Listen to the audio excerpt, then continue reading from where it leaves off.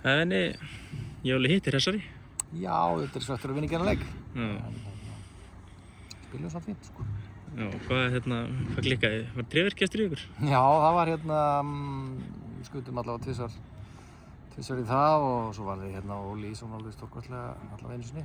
Þannig að má með sanni segja þetta fyrir stöngin út.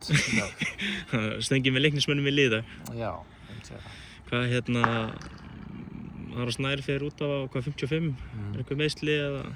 Já, ég sá að hann var farinn að halda. Hann reynda þannig að hann getur einhvern veginn haldið áfram endalaust. Hann náttúrulega grjótharður en ég syndi þetta verið að fara að háa honum aðeins. Þannig að við skiptum út það. Já, mér fannst það var svona, ég myndi hafa pínu áhrif á eitthvað leika. Hann rosa uppspilspunktur. Það er alltaf hægt að sparka á hann þegar maður konið sem vandræði eða vantar einhverja lausnir. Pirrandi að missa hann út? Jú, auðvitað, en bara gamla klísjan, maður í manns stað og Magnús kom inn og var mjög sprækur líka, þannig að og fengur fullt af sénsum og opnunum og markið og þannig að það ekki eins og sóknarleikurinn hafi hrunið þó að Aron hafi þurft að yfirgefa völlinn, sko. En ég meina, eins og nefndur hann fái fullt af færum og fái færi, eigið að klárna leikið það ekki. Jú. Algjör tappinning þetta mark sem að leiknir skorar.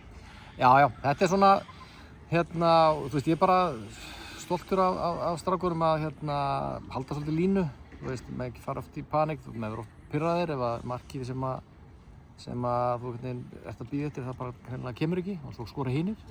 Þannig að með brotnuðu alls ekkert við það og við hömruðum bara á það áfram og náðum að jafna en náðum ekki þessu sigurmarki sem að við vorum að vonast eftir. Ég meina 10 stig fyrir leikjum, þetta er glimrandi start á mótinu. Já, þetta er auðvitað bara fín byrjun og ég get ekki kvartað þó að þetta er bara æxlast svona, ég meina þessi leikur er samt bara eins og hinnir, ég meina á móti Völsung skorum við 3 sinnum í fyrri hálfleik, bara spiluðum svipaðan leik og hér í daginn, þá skorum við ekki 3 mörk í fyrri hálfleik. Og eins og ég, þetta er klassískt, maður horfir í frammistöðuna og ég er ánægður ef að liðið spila vel og þá er bara meiri líkur á að vinna. Ég meina hópurinn, nú bara einhvern veginn að fæðast ný stjarna í Erni Braga, búinn að spila 4 leiki í meistaraflokki, skora 3 mörk og það er alltaf á þessu tímabili, bara pikkað þennan strák bara upp í vetur. Já, hann bara var, held ég, markasti maður í öðru flokki í fyrra, sko. Þannig ég horfði nú á hann í fyrra líka og hann satt nú eitthvað á bekknum hjá okkur. Ég bikarði mig fyrra líka, þannig að hann æfði svo bara með okkur allan vetur og er bara gríðarlega efnilegur og útrúlega sleipur eins og þegar hann búinn að leika á alla leiknisvöllina og Setta framhjá. Og setta framhjá reyndar. Það var annars þegar hann skorað 4. mark sitt í sínum 4. leik. Já, Aron Jóhannsson spila sem fyrsta leik, hversu mikill kvalreikja hann á honum bara á fætur hérna? Það er æðislegt, bara hann takir þátt í þessu með okkur, hann er allur að vilja gerður að hjálpa okkur og leggja sitt að mörkum. Hann er bara rétt nýkominn til æfinga, þannig að hann var aldrei að fara að spila meira en það sem hann spilaði í dag. Svo bara byggjum við þetta upp og vinnum þetta saman, allir leggja í búk og þá endar þetta vel.